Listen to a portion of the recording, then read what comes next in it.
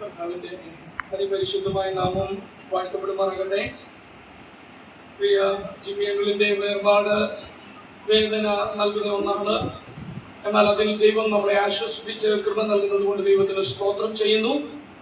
ഈ സമയത്ത് നിങ്ങളോടൊപ്പം ഈ ദുഃഖത്തിൽ പങ്കുചേരുവാൻ ദൈവം എനിക്കും ഇടയാക്കിയതുകൊണ്ട് അവിചാരിതമായിട്ടാണെങ്കിലും ഇങ്ങനെ ഒരു സാവകാശം ലഭിച്ചത് ദൈവത്തിന്റെ ഹിതമാണ് എന്ന് ഞാൻ അറിയുന്നു. അതിനും ചില കാരണങ്ങളുണ്ട്. ഇവിടെ അനുസ്മരണമായി പറഞ്ഞപ്പോൾ ചില വാക്കുകൾ എന്നെ വളരെ ആകർഷിച്ചു. അതിലാദ്യമായിട്ട് പ്രിയ അങ്കിൾ പറഞ്ഞത് യുവാക്കന്മാരെ പ്രോത്സാഹിപ്പിക്കുന്ന ഒരു സഹോദരനായിരുന്നു എന്ന്. ഞാൻ ഇവിടേക്ക് വരുന്നതിന് മുമ്പ് എൻ്റെ ഹൃദയത്തിൽ തോന്നിച്ചിരുന്ന ഒരു കാര്യം അതായിരുന്നു. ഞാൻ കർത്താവിന്റെ വേലയ്ക്ക് വേണ്ടി 2000-ലാണ് നാട്ടിലേക്ക് എൻ്റെ പഠനമൊക്കെ കഴിഞ്ഞ് വരുന്നത്. 2002-ൽ RTയുടെ ആരംഭം മുതൽ ഇവിടെ പഠിപ്പിക്കുവാൻ വന്നു. ആ നാളുകളിൽ ജെയിംസ് വില്യംസ് അങ്കിളും അവിടെ പഠിപ്പിക്കുവാനായിട്ട് ഉണ്ടായിരുന്നു. എന്നെ അദ്ദേഹം കണ്ടുമുട്ടി. വളരെ സ്നേഹത്തോടെ എന്നെ അദ്ദേഹം ഭവനത്തിലേക്ക് കൂട്ടിക്കൊണ്ടുവന്നു. അന്ന് തന്നെ എന്നെ സയോൻ സഭയിൽ ഒരു ഞായറാഴ്ച ക്ഷണിക്കുകയും അവിടെ എന്നെ പരിചയപ്പെടുത്തുകയും ചെയ്തു. അങ്ങനെ ഞാൻ ഈ ഭവനവുമായിട്ട് പരിചയപ്പെട്ടതിന് ശേഷം ആ ബന്ധം വളരുവാൻ പല കാരണങ്ങളുണ്ടായി. അതിലൊന്ന് ഇവിടുത്തെ പ്രിയ ആന്റിയുടെ സഹോദരി ജൈനമ്മ ആന്റിയും ഹസ്ബൻഡ് തോമസ് കുട്ടിയങ്കളും അവരുമായിട്ട് ഞാൻ ബാംഗ്ലൂർ ബദേൽ ബ്രദർ അസംബ്ലിയിൽ വെച്ചുള്ള 2 വർഷത്തെ ഒരു നല്ല ബന്ധം ഉണ്ടായിരുന്നു. അത് കഴിഞ്ഞുള്ള ചില വർഷം കഴിഞ്ഞാണ് ഞാൻ ഇവിടേക്ക് വന്നത്. അതിനുശേഷം ഇവിടുത്തെ മകളെ വിവാഹം കഴിച്ചിരിക്കുന്ന പ്രിയ സഹോദരൻ അജി, ഞങ്ങൾ ഒന്നിച്ച് എൻ്റെ 1 വർഷം സീനിയറായിട്ട് അദ്ദേഹം ഞങ്ങൾ ഒന്നിച്ച് ഏഷ്യൻ ക്രിസ്ത്യൻ അക്കാദമിയിൽ പഠിക്കുവാൻ ഇടയായിട്ടുണ്ട്. ഈ പ്രിയ കുടുംബത്തിലേക്ക് ഞാൻ ചിലപ്പോൾ ഒരു 5 പ്രാവശ്യം അല്ലെങ്കിൽ 4 പ്രാവശ്യമെങ്കിലും കുറഞ്ഞത് വന്നിട്ടുണ്ട് ഈ കഴിഞ്ഞ ഏകദേശം 23 വർഷത്തിനുള്ളിൽ. അതിൽ ഏകദേശം 1 വർഷത്തിനുള്ളിലാണ് പ്രിയ അങ്കിൾ വളരെ വയ്യാതെ ഇരിക്കുന്നത് ഞാൻ കേട്ടപ്പോൾ ഈ ഭവനത്തിൽ അങ്കിളിനെ കാണുവാനായിട്ട് വന്നു. വീൽ ചെയറിൽ ഇരിക്കുന്നതാണ് കണ്ടത്. ഞാൻ അല്പസമയം ഇരുന്ന് സംസാരിക്കുവാനും പ്രിയ ആന്റിയോടൊപ്പം പ്രിയപ്പെട്ടവരോടൊപ്പം പ്രാർത്ഥിക്കുവാനും ഇടയായി. അതുപോലെ പ്രിയ ജെയിംസ് അങ്കിളുമായിട്ടുള്ള ബന്ധത്തിൽ തന്നെ തന്റെ സഹോദരൻ ഫിലദൽഫിയയിലുള്ള പ്രിയ അങ്കിളുമായിട്ട് അവിടെ വെച്ച് ഒരു നല്ല ബന്ധം എനിക്ക് തന്നു. ഈ ഭവനവുമായിട്ട് ദൈവം തന്ന ബന്ധത്തെ ഓർത്ത് ദൈവത്തിന് സ്തോത്രം ചെയ്യുന്നു.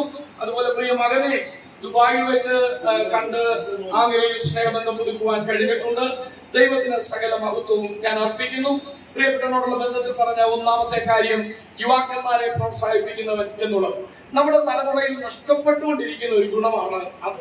ഈ നാളുകളിൽ നമ്മുടെ സഭകൾക്ക് ഒരു ഉണർവുണ്ടാകണമെങ്കിൽ, നമ്മുടെ സഭയ്ക്ക് സ്ഥിതിക്കൊരു മാറ്റം ഉണ്ടാകണമെങ്കിൽ ഈ ഒരു കാഴ്ചപ്പാട് നമ്മുടെ ഏകദേശം 50-55 വയസ്സ് കഴിഞ്ഞ എല്ലാ പ്രിയപ്പെട്ടവരുടെയും ഹൃദയത്തെ ധരിക്കണം.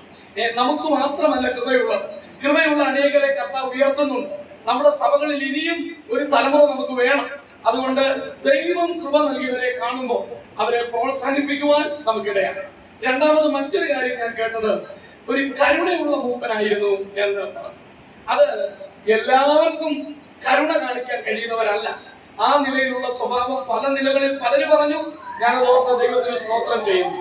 ഞാൻ ഇവിടെ ഇരുന്നപ്പോൾ ഓർക്കുകയായിരുന്നു, ഞാൻ ഈ ഭവനത്തിൽ 4-5 പ്രാവശ്യം വന്നു.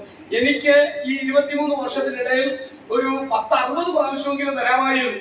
കാരണം ഞാൻ എപ്പോഴും RTയിൽ 60 അല്ല, RTയിൽ എപ്പോൾ വന്നാലും എനിക്ക് വരാൻ കഴിയും. അങ്ങനെയുള്ള ഒരു സ്വാതന്ത്ര്യമുണ്ട്. എന്നാൽ എന്നെ അതിൽ നിന്ന് തടഞ്ഞു നിർത്തിയിരുന്ന ഒരു കാര്യമുണ്ട്.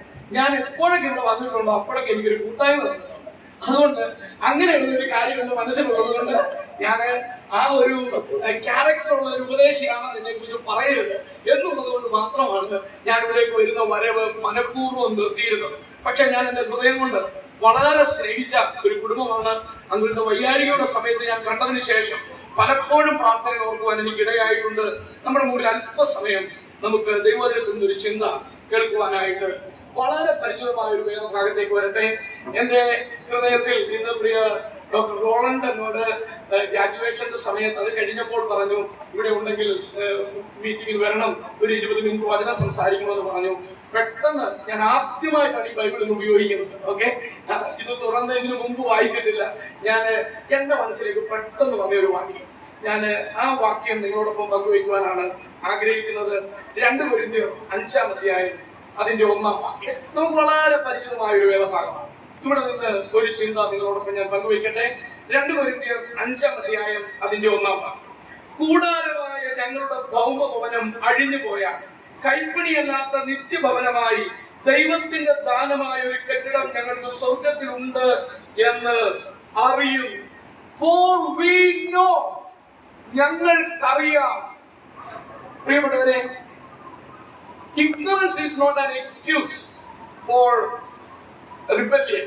Or if you do not know the law, if you say I don't know, it is not an excuse. എനിക്കൊരു നിയമം അറിയത്തില്ല, ഞാനൊരു തെറ്റ് ചെയ്തു, ട്രാഫിക് റൂൾ തെറ്റിപ്പോയി എന്നൊക്കെ പറയുമ്പോൾ ആ നിയമം എനിക്ക് അറിയില്ലായിരുന്നു എന്ന് ജഡ്ജിയുടെ മുമ്പിൽ പറഞ്ഞാൽ അതൊരു എക്സ്ക്യൂസ് അല്ല.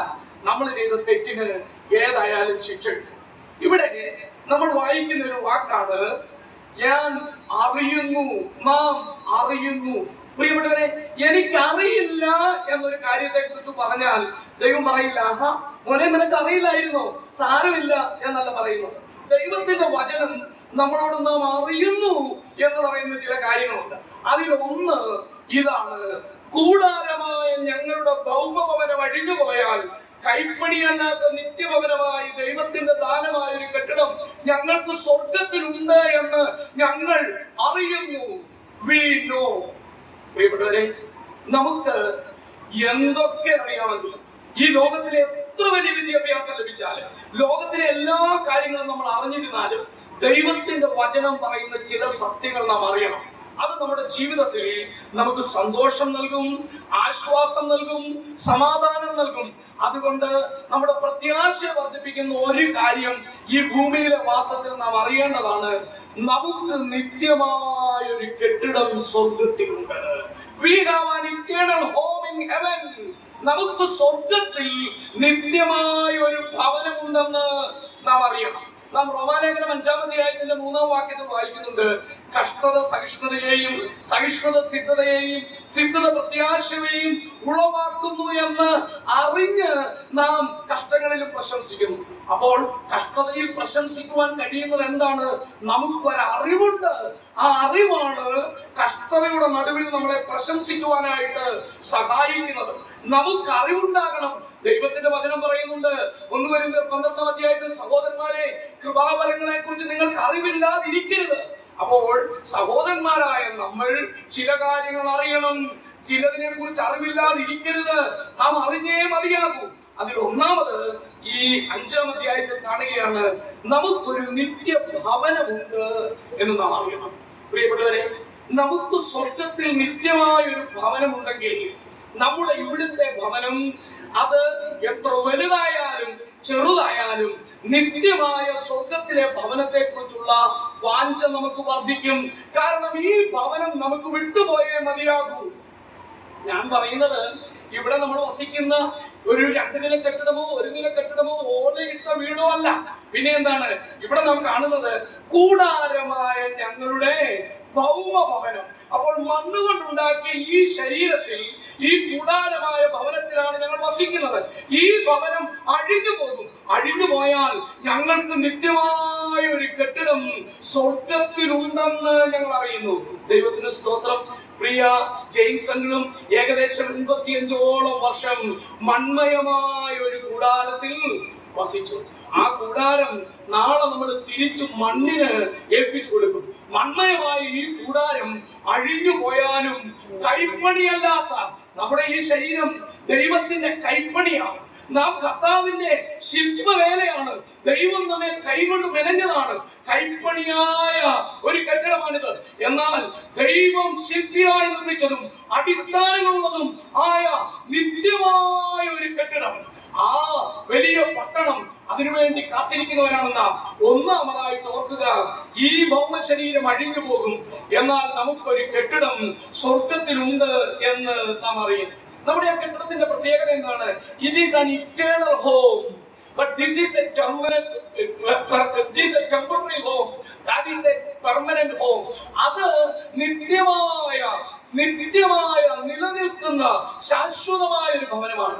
ഇത് താൽക്കാലികമാണ്, കുറച്ചു നാളത്തേക്കേ ഉള്ളൂ. നമുക്കറിയാം, നമ്മുടെ നാട്ടില് ഇങ്ങനെ കൂടാരങ്ങൾ അടിച്ചു മാറി മാറി താമസിക്കുന്ന ആളുകളുണ്ട്. അവര് ഒരിടത്ത് വന്ന് കൂടാരം അടിച്ചു കഴിയുമ്പോൾ നമുക്കറിയാം, കുറച്ചു നാളുകൾ കഴിയുമ്പോൾ അവർ ഈ കൂടാരം അടിച്ചുകൊണ്ട് പോകും. ഇത് തന്നെയാണ് സത്യം.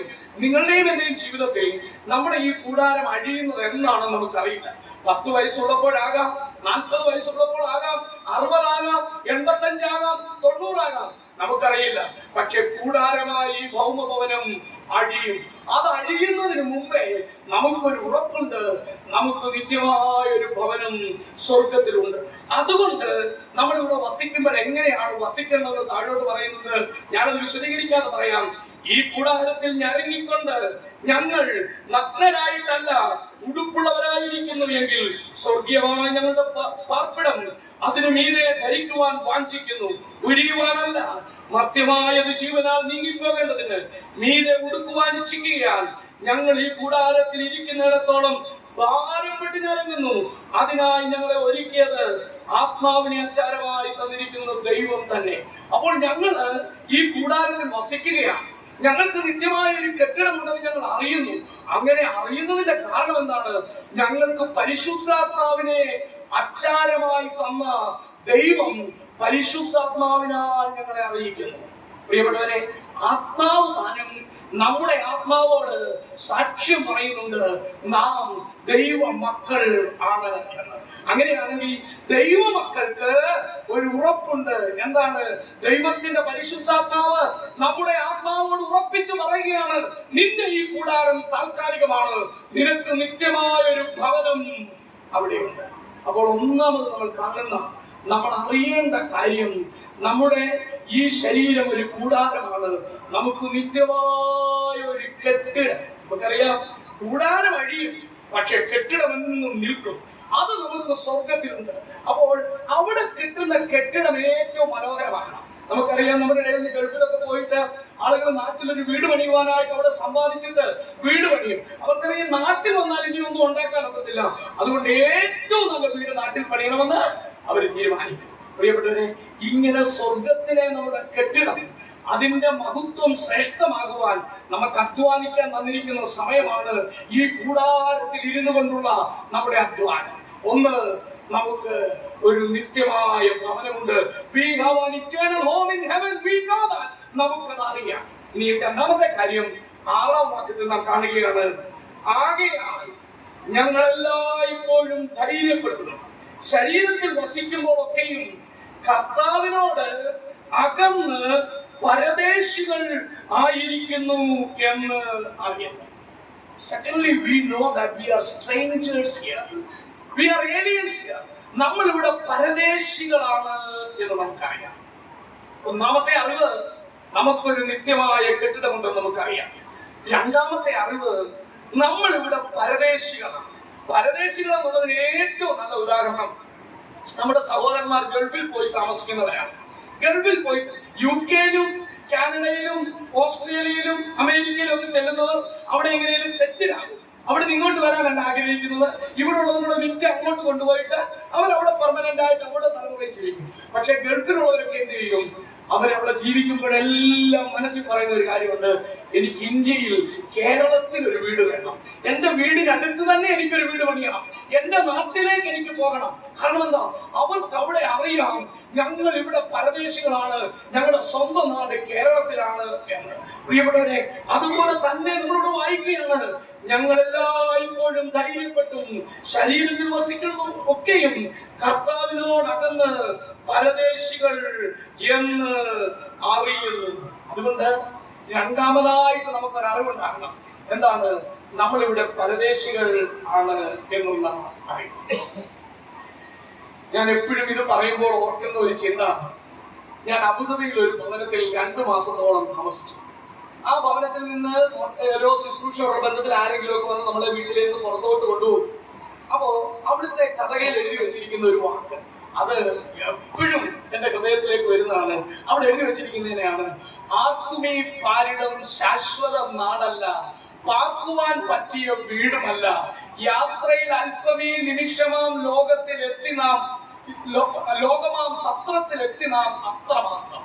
അപ്പോൾ നമ്മുടെ യാത്രയിൽ അല്പനിമിഷം ഈ ലോകമാകുന്ന സത്രത്തിലേക്ക് നമ്മൾ എത്തി, അത്രയുമേ ഉള്ളൂ.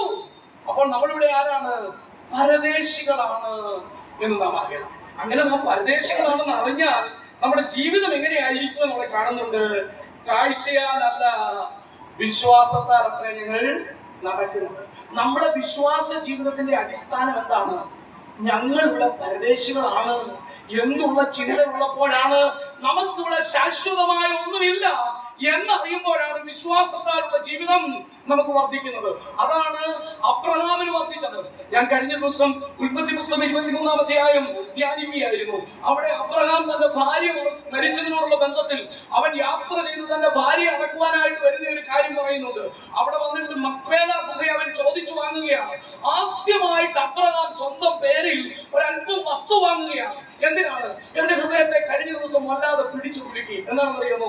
ഒരു ശവമടക്കത്തിന് വേണ്ടി മാത്രം ഭൂമിയിൽ അല്പസ്ഥലം. അതെന്നെ വല്ലാതെ ചിന്തിപ്പിച്ചു. നമുക്ക് ഇവിടെ കിട്ടുന്ന സ്ഥലം ശവമടക്കത്തിന് വേണ്ടി മാത്രമേ ഉള്ളൂ. അബ്രഹാം പൈസ കൊടുത്ത് മേടിച്ചത് ശവമടക്കാൻ ഇച്ചിരി സ്ഥലം വേണമെന്ന്. പ്രിയപ്പെട്ടവരെ, നിങ്ങളും ഞാനും ഓർത്തിരിക്കേണ്ട ഒരു കാര്യം, നമ്മൾ ഇവിടെ പരദേശികളാണ് എന്ന സത്യമാണ്. അങ്ങനെയാണെങ്കിൽ നമ്മൾ നടക്കുന്നത് കാഴ്ചയാലല്ല, വിശ്വാസത്താൽ നമ്മൾ നടക്കും. നമ്മളിവിടെ വായിക്കുകയാണ്, ഇങ്ങനെ ഞങ്ങൾ ധൈര്യപ്പെട്ട് ശരീരം വിട്ട് കർത്താവിനോടുകൂടെ വസിക്കുവാൻ അധികം ഇഷ്ടപ്പെടുന്നു.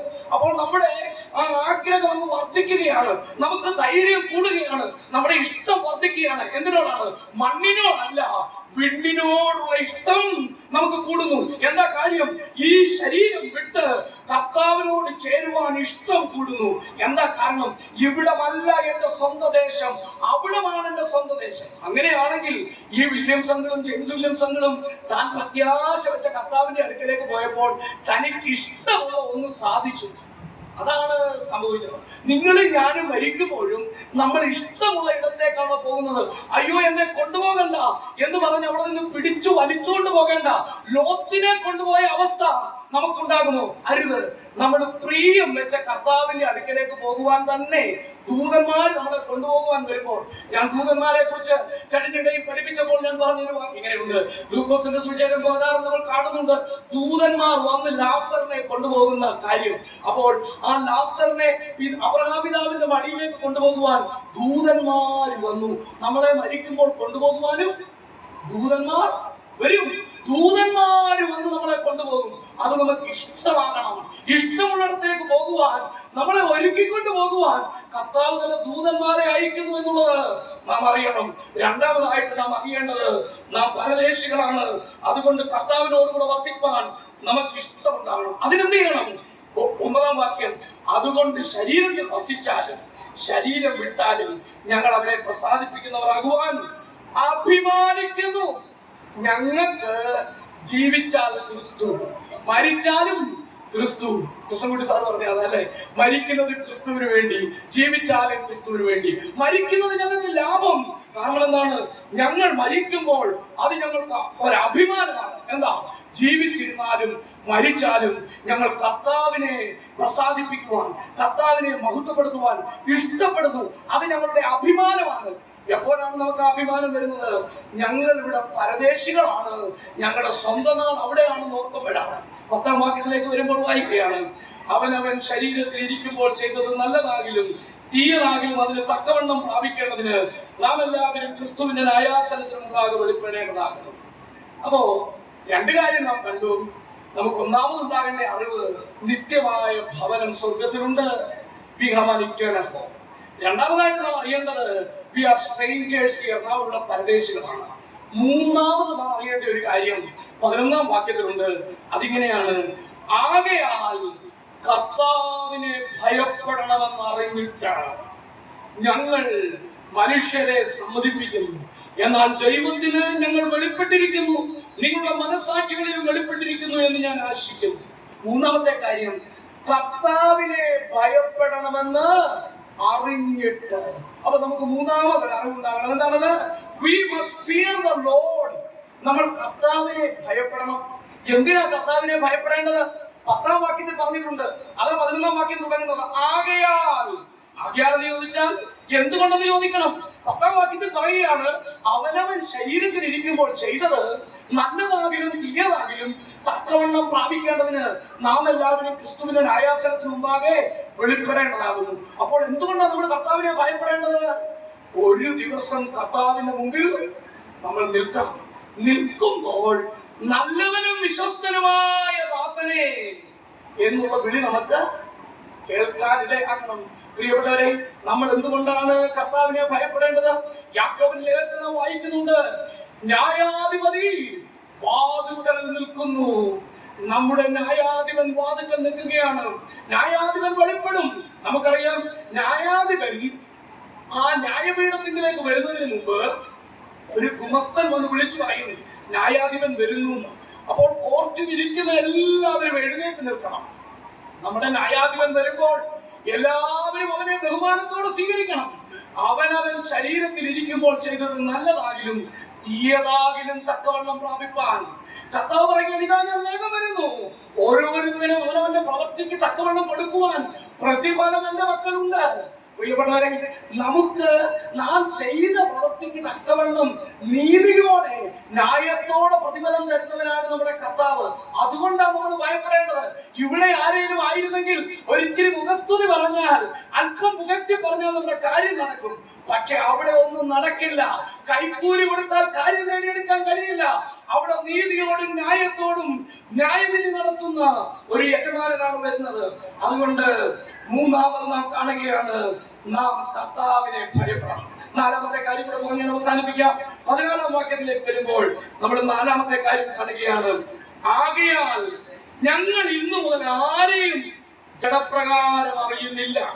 ക്രിസ്തുവിനെ ജഡപ്രകാരം അറിഞ്ഞു, എങ്കിലും ഇനിമേൽ അങ്ങനെ അറിയുന്നില്ല. അപ്പോൾ ഇവിടെ നാലാമതായിട്ട് നമ്മളൊരു കാര്യം കാണുകയാണ്, ഞങ്ങൾ ഇനിയും ആരെയും ജഡപ്രകാരം അറിയുന്നില്ല. We do not have a physical relationship value. ഭൗതികമായ ശാരീരിക ബന്ധത്തിന് വലിയ വില കൊടുക്കുന്നവരല്ല ഞങ്ങൾ. എന്താ കാരണം? കർത്താവിനെ കുറിച്ച് പറയുകയാണ് പൗലോസ് ഒരു യഹൂദനാണ്. യഹൂദന്റെ നിലയിൽ പറഞ്ഞാൽ അവര് ബന്ധക്കാരാണ്. പക്ഷേ പൗലോസ് പറയുകയാണ്, ആകയാൽ ഞങ്ങൾ ഇന്നു മുതൽ ആരെയും ജഡപ്രകാരം അറിയുന്നില്ല. ക്രിസ്തുവിനെ ജഡപ്രകാരം അറിഞ്ഞു, എങ്കിലും ഇനിമേൽ അങ്ങനെ അറിയുന്നില്ല. എന്ന് പറഞ്ഞാൽ എന്താ? We value spiritual relationship more than physical relationship. ശാരീരികമായിട്ടുള്ള ബന്ധങ്ങളെക്കാൾ ഞങ്ങൾ ആത്മിക ബന്ധത്തിന് വില കൊടുക്കുന്നു. പ്രിയ ദൈവമക്കളെ, നമ്മളിൽ പലരും പല മതങ്ങളോ സഭാ വിഭാഗങ്ങളോ ഒക്കെ വിട്ട് ഈ കർത്താവിനെ അറിഞ്ഞ് കർത്താവിന്റെ വിശുദ്ധ വിളി കേട്ട് സ്വർഗീയമായ വിളി കേട്ട് ഇറങ്ങി തിരിച്ചവരാണ്. നമ്മൾ ഇറങ്ങി തിരിച്ചു കഴിഞ്ഞപ്പോൾ നമുക്ക് സ്വന്തമായിട്ടുള്ളത് ദൈവത്തിന്റെ മക്കളാണ്, കൂട്ടുകാരായിട്ടും സ്നേഹിതന്മാരായിട്ടും ഉള്ളത്. ഞാൻ എന്റെ ഒരു പാട്ടിൽ ഇങ്ങനെ എഴുതിയിട്ടുണ്ട്, സത്യദൈവത്തെ കണ്ടു സന്തോഷം എന്നിൽ വന്നു, സ്നേഹിതർ എന്നെ വെറുത്തു, സോദരൻ അന്യനായി എണ്ണിയെന്നാലുമേ ദൈവത്തിൻ മക്കളുണ്ട് സോദരനായി. എന്ന് പറഞ്ഞാൽ നമ്മുടെ സ്വന്തക്കാര് നമ്മളെ അന്യനായിട്ട് എണ്ണി. സത്യദൈവത്തെ കണ്ടു സന്തോഷം എന്നിൽ വന്നു, പക്ഷെ സ്നേഹിതർ എന്നെ വെറുത്തു. സഹോദരന്മാർ, മാതാപിതാക്കൾ, ബന്ധുക്കൾ അവരൊക്കെ നമ്മളെ അന്യനും എണ്ണി. എന്നാലും ദൈവത്തിന്റെ മക്കളുണ്ട് സ്നേഹിതരായി, സഹോദരന്മാരായി. ദൈവത്തിന് സ്തോത്രം. നിങ്ങളും ഞാനും വില കൊടുക്കേണ്ട ബന്ധം ആത്മിക ബന്ധത്തിനാണ്. നമുക്ക് തമ്മിലുള്ള ആത്മിക ബന്ധം, അതിന് വലിയ ബന്ധമുണ്ട്. നമ്മുടെ മാതാപിതാക്കൾ ഒന്നായിരിക്കില്ല, നമ്മൾ ഒരു കുടുംബത്തിലെ അംഗങ്ങളായിരിക്കില്ല, പക്ഷേ നമ്മൾ കുരിശുമൂട്ടിൽ കുടുംബക്കാരാണ്, അല്ലേ? കുരിശുമൂട്ടിൽ വന്ന് ക്രിസ്തുവിന്റെ ക്രൂശിന്റെ ചുവട്ടിൽ വന്ന് അവന്റെ രക്തത്താൽ കഴുകപ്പെട്ട് ക്രിസ്തു എന്ന കർത്താവിനാൽ പിതാവായ ദൈവത്തിന്റെ മക്കളായി തീർന്നു. യേശുവിന്റെ രക്തത്താൽ കഴുകി ശുദ്ധീകരിക്കപ്പെട്ടു. അങ്ങനെ നമ്മൾ ബന്ധുക്കളായി. നമ്മളെല്ലാവരും സ്വർഗത്തിലെ ദൈവത്തെ സ്വർഗസ്ഥനായ ഞങ്ങളുടെ പിതാവേ എന്ന് വിളിക്കുമ്പോൾ സ്വർഗത്തിലെ ദൈവം നമ്മുടെ പിതാവും നമ്മളെല്ലാവരും സഹോദരന്മാരുമായി മാറുന്നു. അതുകൊണ്ട് നാലാമതായിട്ട് നമുക്കൊരു വിലയേറിയ ബന്ധമുണ്ട്. അത് നമുക്ക് കർത്താവിനുള്ള ബന്ധമാണ്, സഹോദര ബന്ധമാണ്. അതുകൊണ്ട് 17-ാം വാക്യം പറയുകയാണ്, ഒരുത്തൻ ക്രിസ്തുവിലായാൽ അവൻ പുതിയ സൃഷ്ടിയാകുന്നു, പഴയത് കഴിഞ്ഞുപോയി, ഇതാണ് അത് പുതുതായി തീർന്നിരിക്കുന്നു. അതിനൊക്കെയും ദൈവം തന്നെ കാരണഭൂതൻ. This spiritual relationship we received because of God alone. നമുക്ക് ഈ ആത്മീക ബന്ധം അത് തരുവാൻ കാരണഭൂതൻ ദൈവം മാത്രമാണ്. നമ്മുടെ പഴയ ബന്ധങ്ങൾ മാറി, നമ്മുടെ പഴയതെല്ലാം മാറി, ക്രിസ്തുവിൽ നമ്മളെല്ലാം പുതുതായി തീർന്നു. നമുക്കൊരു ആത്മീക ബന്ധമുണ്ടെന്ന് അറിയുന്നു. പലപ്പോഴും ഒരു സഭയിൽ തന്നെ പല ഗ്രൂപ്പുകളും, പലപ്പോഴും വിഘടനവും പ്രശ്നങ്ങളും പ്രയാസങ്ങളും വെറുപ്പും വിദ്വേഷവും ഒക്കെ എന്താ? നമ്മളൊരപ്പന്റെ മക്കളാണെന്നുള്ളത് നമ്മൾ അറിയാതെ ഇവിടെ ജീവിക്കുന്നത് കൊണ്ടാണ്, അതും മറന്നുപോയി ജീവിക്കുന്നത് കൊണ്ടാണ്. പ്രിയ ദൈവമക്കളെ, നാലാമത് നമ്മൾ അറിയേണ്ട ഒരു കാര്യമുണ്ട്. നമ്മളെല്ലാവരും ആത്മിക ബന്ധത്തിന് വില കൊടുക്കുന്നവരായി മാറണം. ഭൗതിക ബന്ധമല്ല. എന്റെ അപ്പൻ, എന്റെ അനിയൻ, എന്റെ സഹോദരൻ, എന്റെ അളിയൻ, എന്റെ പെങ്ങൾ, ആ ബന്ധമല്ല. ക്രിസ്തുവിലുള്ള ദൈവമക്കൾ, ആ ബന്ധത്തിന് നാം വില കൊടുക്കുമ്പോൾ നമ്മുടെ ജീവിതം ധന്യമായി തീരും. ഇനി നിങ്ങൾ വീട്ടിൽ പോയി ഈ 5-ാം അധ്യായം ധ്യാനിക്കുക. അപ്പോൾ നിങ്ങൾക്ക് മനസ്സിലാകും ഈ 4 കാര്യങ്ങളുടെ വില അല്പം കൂടെ ആഴമായിട്ട് ഞാൻ ഇങ്ങനെ പറയട്ടെ. തീർച്ചയായിട്ടും ധ്യാനിക്കണം. നമ്മൾ 4 കാര്യങ്ങൾ അറിയണം. നമുക്ക് നിത്യമായ ഒരു ഭവനം സ്വർഗത്തിലുണ്ടെന്ന് അറിയണം. 2, നമ്മളിവിടെ പരദേശികളാണ് എന്ന് നാം അറിയണം. 3-ാമതായിട്ട് നാം കർത്താവിനെ ഭയപ്പെടണം. ആ അറിവ് നമുക്കുണ്ടാകണം. 4-ാമതായിട്ട് നമ്മളെപ്പോഴും അറിഞ്ഞിരിക്കേണ്ട ഒരു കാര്യം, ആത്മീക ബന്ധത്തിനാണ് ഏറ്റവും വലിയ വില. അങ്ങനെയാണെങ്കിൽ അവസാനത്തെ വാക്യം പറയുകയാണ്, പാപം അറിയാത്തവനെ നാം അവനിൽ ദൈവത്തിന്റെ നീതിയാകേണ്ടതിന് അവൻ നമുക്ക് വേണ്ടി പാപമാക്കി. പാപമാക്കി എന്നുള്ളത് ശരിക്കും വായിക്കേണ്ടത് പാപയാഗമാക്കി എന്നാണ്. അങ്ങനെയാണെങ്കിൽ നമുക്ക് ഈ 4 അറിവുള്ളപ്പോൾ അറിയാൻ വയ്യാത്ത ഒരു കാര്യം കർത്താവിനുണ്ടായിരുന്നു. അവന് പാപം അറിയില്ലായിരുന്നു. പാപം അറിയാത്തവനെ നാം അവനിൽ ദൈവത്തിന്റെ നീതിയാകേണ്ടതിന് ദൈവം നമുക്ക് വേണ്ടി പാപയാഗമാക്കിയിട്ടുണ്ട്. നമ്മൾ ഈ 4 കാര്യങ്ങളും അറിയുന്നത് ഈ കർത്താവായ യേശു ക്രിസ്തു നമുക്ക് വേണ്ടി യാഗമായതുകൊണ്ടാണ്. ആ കർത്താവ് നമുക്കുള്ളതാണ് നമ്മുടെ പ്രത്യാശയുടെ നങ്കൂരം. നമുക്ക് ആ പ്രത്യാശയുള്ളവരായിട്ട് തുടരാൻ ഈ അറിവ് നമ്മളെ കൂടുതൽ ധന്യരാക്കട്ടെ. നമ്മുടെ നിത്യതയ്ക്ക് വേണ്ടി നമുക്ക് ഒരുങ്ങാം. നമ്മുടെ നാളുകൾ എണ്ണപ്പെട്ടതാണ്. ആ നാളുകൾ പ്രയോജനപ്പെടുത്തുവാൻ ദൈവം നമ്മളെ സഹായിക്കട്ടെ. നമ്മുടെ കർത്താവിന്റെ വരവിന് വേണ്ടി നമുക്ക് പ്രത്യാശയോടെ കാത്തിരിക്കാം. പ്രിയ ജെയിംസ് വിലമംഗലിന്റെ വേർപാടിൽ ദുഃഖിച്ചു കഴിയുന്ന പ്രിയ ആന്റിയെയും മക്കളെയും കൊച്ചുമക്കളെയും സ്ഥലം സഭയിലെ വിശ്വാസികളെയും തന്നിൽ നിന്ന് അനേകം നന്മകൾ അനുഭവിച്ച് നന്ദിയുള്ള ഹൃദയത്തോടെ ഇരിക്കുന്ന വേദനപ്പെടുന്ന സഹോദരീ സഹോദരന്മാരെയും വലിയവനായ ദൈവം കർത്താവ് ആശ്വസിപ്പിക്കട്ടെ. ഇനിയും ഇതുപോലെ കർത്താവിന്റെ ജനത്തിന് പ്രയോജനമുള്ള ഉപകാരം ചെയ്യുന്ന ദൈവത്തിന്റെ ദാസന്മാരെയും ദാസിമാരെയും ദൈവം നമ്മുടെ ഇടയിൽ എഴുന്നേൽപ്പിക്കട്ടെ എന്ന് പ്രാർത്ഥിച്ചുകൊണ്ട് ഞാൻ എന്റെ വാക്കുകൾ ഉപസംഹരിക്കുന്നു. എനിക്കിങ്ങനെ അല്പസമയം തന്ന പ്രിയപ്പെട്ടവരോട് എന്റെ ഹൃദയം നിറഞ്ഞ നന്ദി ഞാൻ അറിയിക്കുന്നു. ദൈവത്തിന് മഹത്വം. കർത്താവിന്റെ പരിശുദ്ധ നാമം വാഴ്ത്തപ്പെടുമാറാകട്ടെ.